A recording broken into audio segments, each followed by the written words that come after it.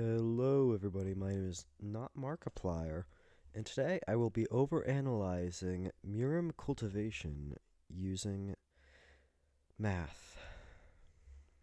Alright, so to get started, I'm going to be importing some images. Alright, so I've got these laid out here for us, and those of you who have played the game before will know that these are races and aptitudes. And these two things are what determine your, essentially, speed of ranking up throughout the game. And today we're going to be talking about the key cultivation and not the body because they run on separate systems. But let's dive into this.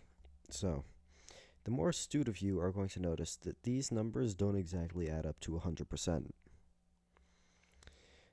They actually add up to, if we can do the math really quick.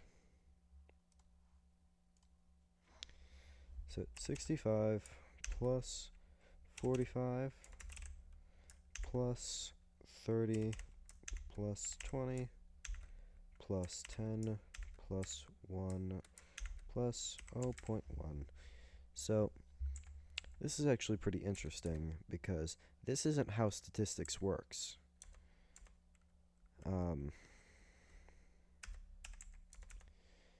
You can't have something statistically correct add up to a over 100% chance as a total. And so I'm going to do to fix this is I'm going to turn this percentile into 100% and essentially adjust all the percentages to be correct from a sense of proportions instead of statistics. And if this is incorrect somehow in the dev statistics, I want them to let me know and I will remake this video entirely. So that's the percentage to get a race, which that's 1.7 times higher than it should be. So now I'm going to go and I'm going to off-screen add up all the aptitudes, and I'll do the same thing and adjust them. Alright, so I just ran through that, and this adds up to 162.71% to get an aptitude. So, now I'm going to figure out how to scale these and cut back and show you guys how exactly I did that, along with the results I got. And then, after that, we're going to actually get to calculating how long it takes to get to max in this game from an average start. Okay, so, I'm back, and I figured out how to do this. So, it's also come to my attention that I was incorrect in my scaling the first time.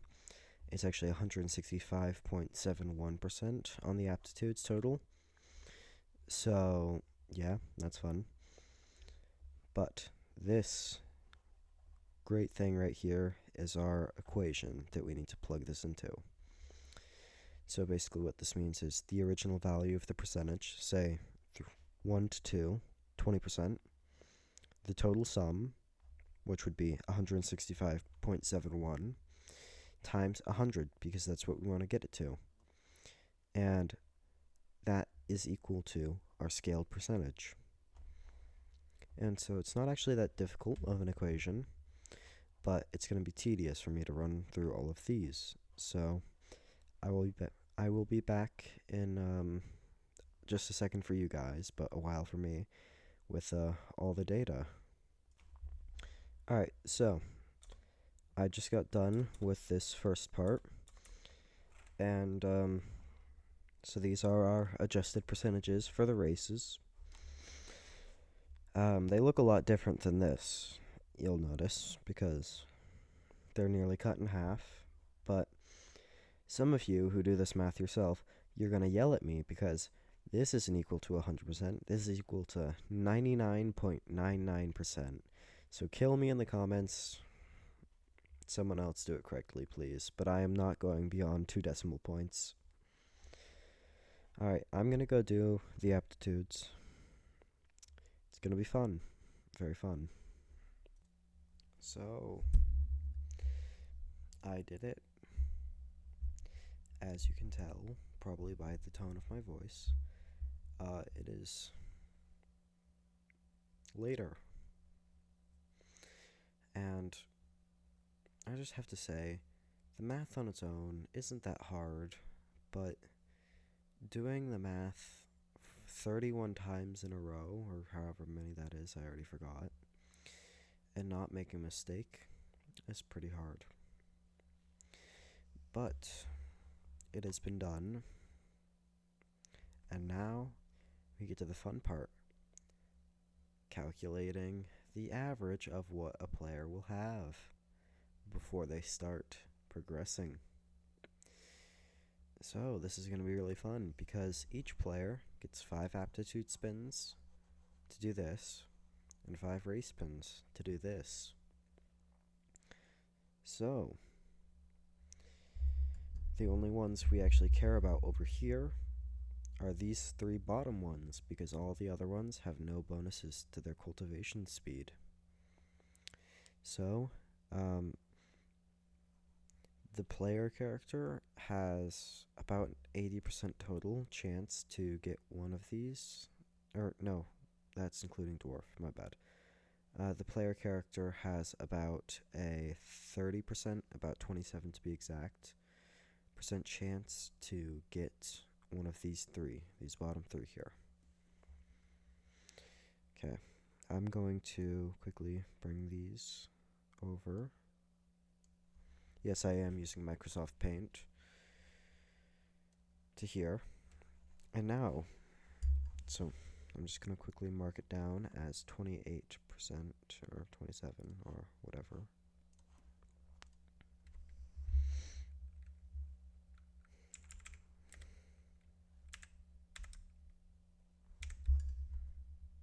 And yes, that is including all spins.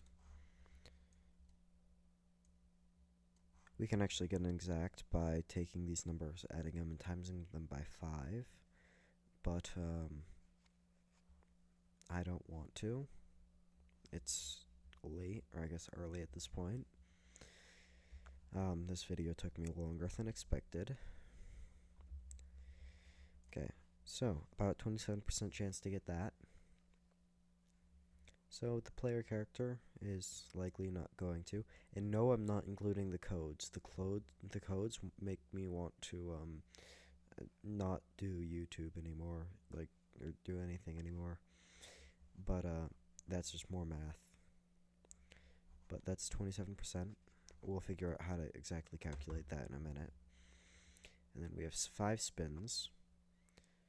And I'm not sure if we should take the median, mean, or what. Hold up. So I'm going to let you guys on a little secret of how I just did these calculations. So I took all these numbers, I put it into ChatGPT, and I told it to simulate this roll, 10,000 sets of 5, and what is the highest expected number.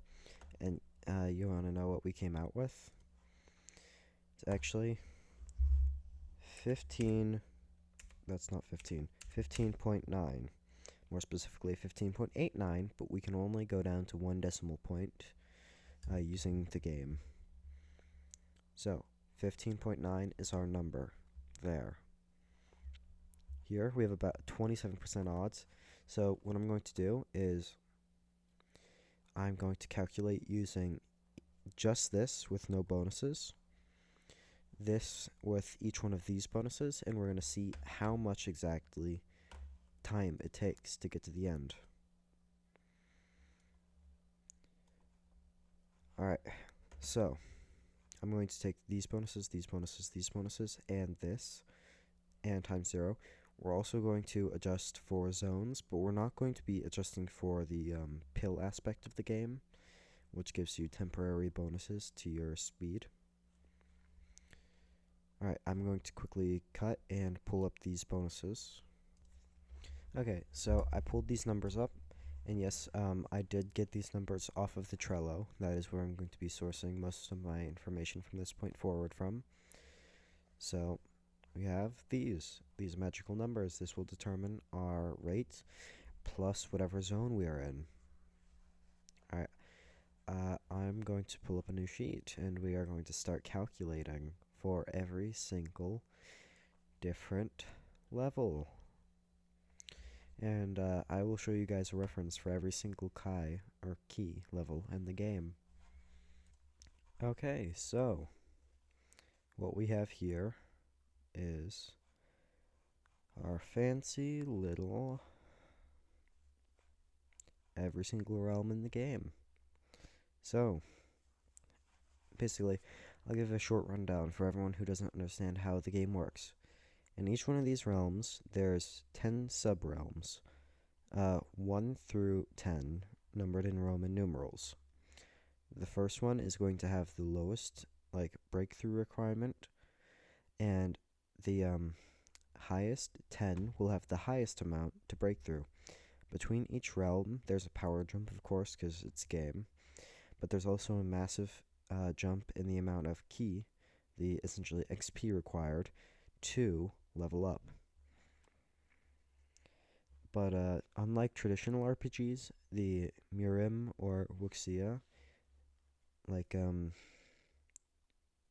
not culture, but idea is you have to cultivate, which is a passive process where you sit down or whatever and gather energy.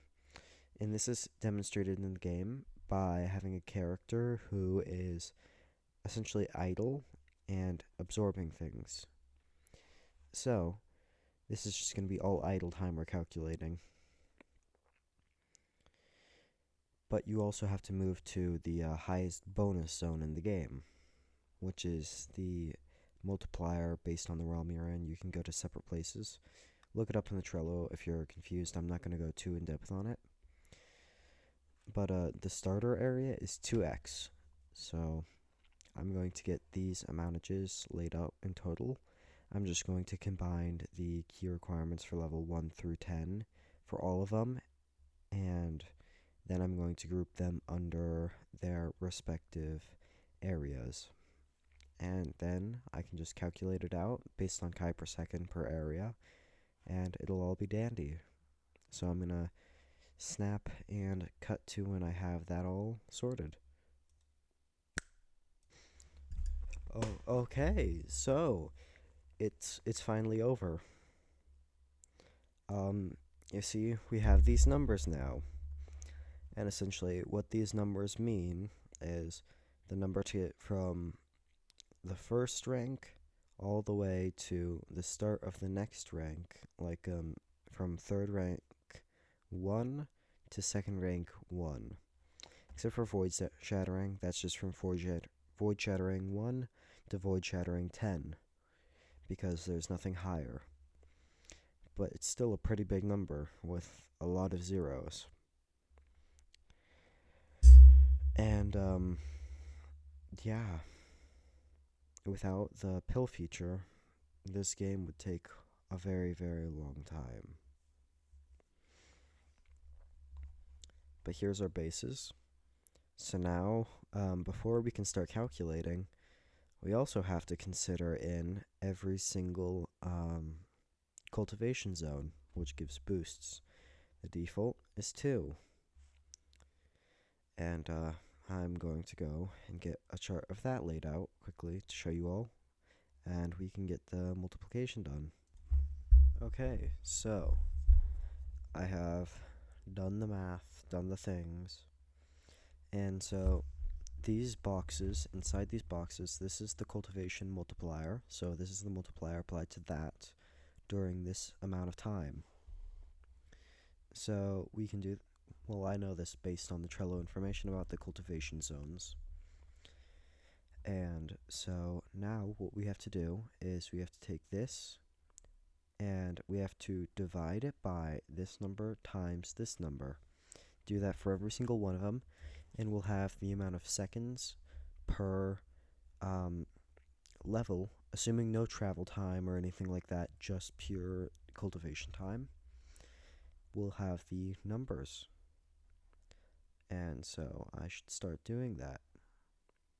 I'm going to cry. Okay, so here we have it. I made a chart.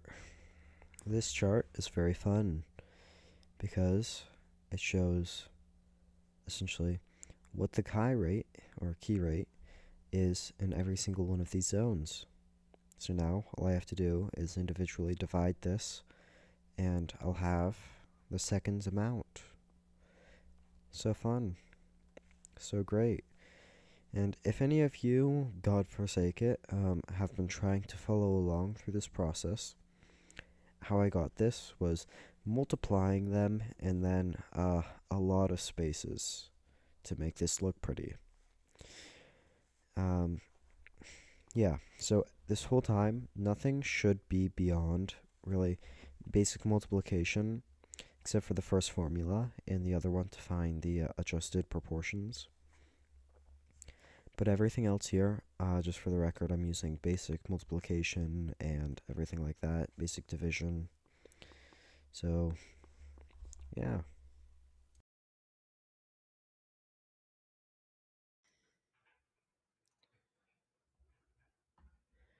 Alright, so it's been a minute. A few days for me, not that long for you guys. Probably only a few seconds. But uh, I have the numbers, I've done the math, and essentially, I know how long each level takes. Um, Here it is. This is in seconds. I've calculated it so that each and every stage has its own calculation laid out for it instead of just as a whole, and for each of the four different scenarios. So, as you can see, the ending numbers are very large, and I believe they are approaching quadrillions, but should only be in the high trillions, which is still, don't get me wrong, a very long time. And it was very painful to get this math done because there's about 20 different stages. All right, so here we have all of the data laid out in minutes just so that it's a bit easier to comprehend because seconds sometimes doesn't really do it. And if you take a look here, these are the final values. Yeah, you're reading that right. Even with the best race in the game and a good average affinity, it still takes almost 10 trillion minutes just to get through the last stage of the game. Not even mentioning the 2.5 trillion about minutes the previous stage takes, and just how much time compounded that is. I think it even takes more than the average human lives if you are not to use pills. And remember, this is all assuming no travel time, no quests, and you're using the optimal areas. So, a real person, if they were to do this game with no pills and no body cultivation, would have to take God knows how long. Probably over 1 trillion minutes. Or, no, over 10 trillion, if the math is correct. But, yeah, that's fun. I'm gonna leave you guys, let you mull all of that over. And if any of you guys have any ideas what to do next in the comments, please put them there. If the devs reach out to me, tell me that my math was wrong somehow, or calculations on the chances was wrong, I will redo them all neat and dandy.